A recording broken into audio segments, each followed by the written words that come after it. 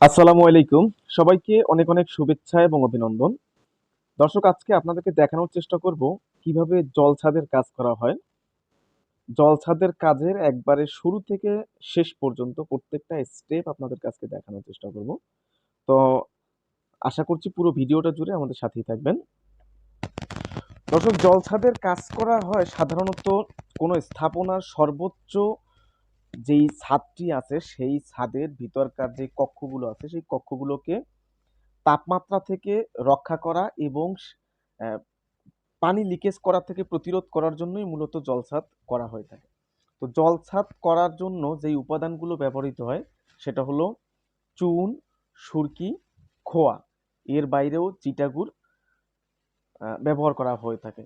তো যাই হোক, আমরা আজকে স্টেপ বাই স্টেপ দেখবো যে কিভাবে আসলে জলছাদের কাজ করা হয়। তো আপনারা জানেন যে চুন সাধারণত বাজারে বস্তা হিসেবে কিনতে পাওয়া যায়। তো সেই বস্তার ভিতরে যে চুনগুলো থাকে সেই চুন, কিছু চুন গুঁড়ো থাকে, কিছু চুন দেখা যায় যে এরকম শক্ত পাথরের মতো থাকে। তাই প্রথমেই চুনগুলোকে একটি নির্দিষ্ট জায়গায় বস্তা থেকে আনপ্যাক করে চুনগুলোকে একটা নির্দিষ্ট জায়গায় সংগ্রহ করতে হবে। তো যেমনটা আপনারা দেখতে পাচ্ছেন যে বস্তা থেকে আমাদের চুনগুলোকে আনপ্যাকিং করে একটা নির্দিষ্ট জায়গায় জড়ো করা হচ্ছে। তো এভাবে জড়ো করার পরে সমস্ত বস্তাগুলো খোলা হয়ে গেলে তখন সেখানে সেই চুনগুলোকে ফুটানো হবে, অর্থাৎ সেই চুনগুলোর উপরে পানি ছিটিয়ে দেওয়া হবে। তো আপনারা জানেন যে চুন এবং পানির বিক্রিয়ার ফলে সাধারণত চুনের যেই বড় দানাগুলো থাকে সেগুলো গলে যায়। এবং মূলত এখানে চুনের উপর পানি দেওয়া হয় এই কারণে যাতে চুনের সাথে পানির বিক্রিয়া করে চুনের এই দানাগুলো গলে গিয়ে সমস্ত চুনগুলো পাউডারে পরিণত হয়। সেই জন্য সাধারণত চুনের উপর এভাবে পানি দেওয়া হয়ে থাকে। এবং খেয়াল করলে দেখতে পাবেন যে যখন চুনের উপরে পানি দেওয়া হয় তখন চুন এবং পানির বিক্রিয়ার ফলে প্রচুর ধোঁয়া উঠতে থাকে এবং চুনগুলো অনেক গরম হয়ে যায়। তো যাই হোক, এভাবে চুনের উপরে পানি দেওয়ার পরে চুনগুলোকে একটা নির্দিষ্ট সময়ের জন্য সেখানে রেখে দেওয়া হবে, যাতে সেই চুন এবং পানির বিক্রিয়ার ফলে যে চুনটা উত্তপ্ত হয়েছে সেটা ঠান্ডা হওয়ার জন্য সময় পায়।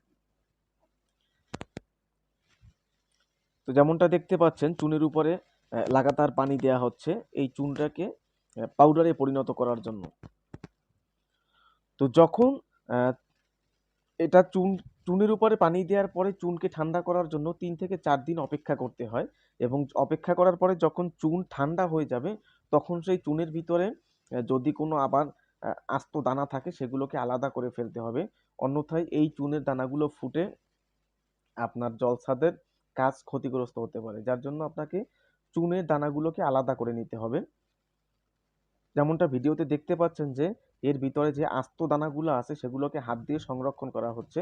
এবং এরপরেও যে ছোট দানাগুলো থাকবে সেগুলোকে চালনি দিয়ে চেলে এরপরে গুঁড়োগুলোকে কাজের জন্য ব্যবহার করতে হবে। এবং যেই দানাগুলো শক্ত থাকবে সেগুলোকে পুনরায় পানি দিয়ে আবার ফুটিয়ে পাউডারে পরিণত করে নিতে হবে। বিশেষভাবে লক্ষ্য রাখতে হবে কোনো অবস্থাতেই যেন দানা চুন এই কাজের ভিতরে না পড়ে। এই জন্য ভালোভাবে চালনি দিয়ে চেলে সমস্ত দানাগুলোকে আলাদা করতে হবে এবং পাউডারগুলোকে কাজের জন্য সংরক্ষণ করতে হবে।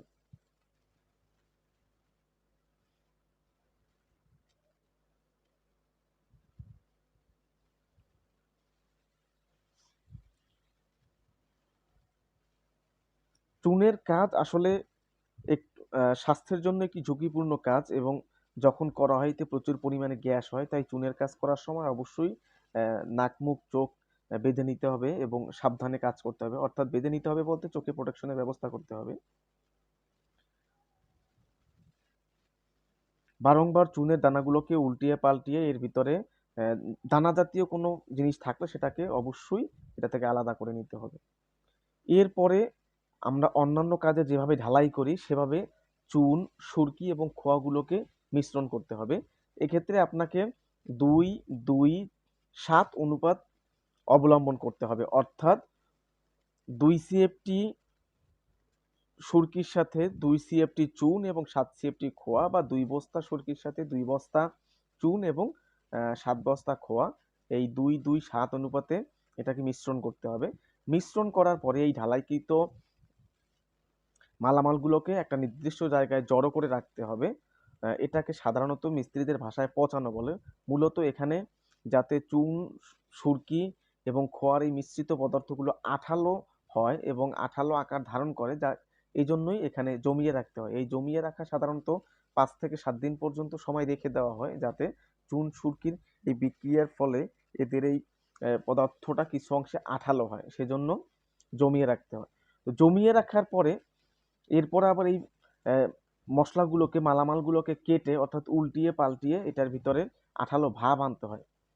এরকম 3 দিন 4 দিন এরকম কাটতে হয়, অর্থাৎ আঠালো ভাব আনার জন্য এটাকে উল্টিয়ে পাল্টিয়ে মশলাটা যেন সমস্ত জায়গায় লাগে। দেখা যায় যে ঢালাইয়ের সময় কোথাও কোথাও আলাদা সুরকি বা চুন যদি থাকে, সেটাও এই দ্বিতীয়বার যখন আবার এটাকে মিশ্রণ করা, তখন সেটা সমহারে মিশ্রিত হয়ে যাবে। তো এরকম যখন 7 দিন পর্যন্ত জমিয়ে রাখা হয়, প্রত্যেক দিনে এটার আঠালোতা পরীক্ষা করা হয়, অর্থাৎ এভাবে যে জমিয়ে রাখা হয়েছে তাতে সেটা কি পরিমাণ আঠালো হয়েছে। এবং এটা জমিয়ে রাখার পরে, যখন জমিয়ে রাখা হয় তখন এর উপরে সাদা চুন ছিটিয়ে দিতে হবে আবার।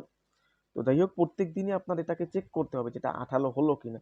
তো চেক করার জন্য যেটা করবেন, যে কিছু পরিমাণে এই ঢালাইকৃত মাল হাতে নিয়ে সেটাকে ভালোভাবে মন্থন করেন, সেটাকে ছাদের উপরে মেরে দেখবেন। যদি ছাদের উপরে মারার ফলে সেখানে যতটুকু পরিমাণ মাল আটকে থাকে, তার উপরে ডিপেন্ড করে আপনি বুঝতে পারবেন যে এটা কতটুকু আঠালো হয়েছে। যখন দেখবেন যতটুকু মাল আপনি সিলিং এ মারবেন, সমস্ত মাল যদি ওখানে ধরে থাকে, তাহলে বুঝবেন যে সে পর্যাপ্ত পরিমাণে আঠালো হয়েছে, অর্থাৎ ছাদে বিছানোর মতো উপযোগী হয়েছে।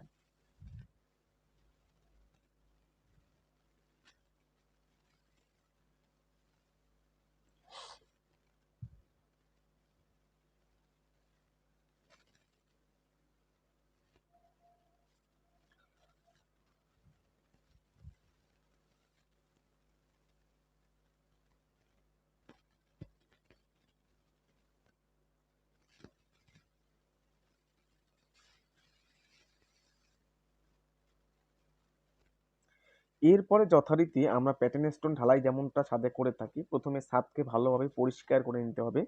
ছাদকে চিপিং করে এর অরিজিনাল ঢালাই বের করে নিতে হবে। এর উপরে অবস্থানকৃত সমস্ত লুজ ময়লা যা আছে সবগুলোকে চিপিং করে কুপিয়ে উঠিয়ে পানি দিয়ে ভালোভাবে পরিষ্কার করে নিতে হবে। পরিষ্কার করার পরে ছাদের উপরে চিটাগুড় মিশ্রিত পানি ছিটিয়ে দিতে হবে।